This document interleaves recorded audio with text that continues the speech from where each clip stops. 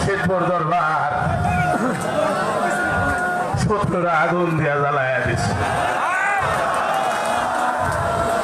অনেক দুঃখ লইয়া ভাই খাতে দিছি।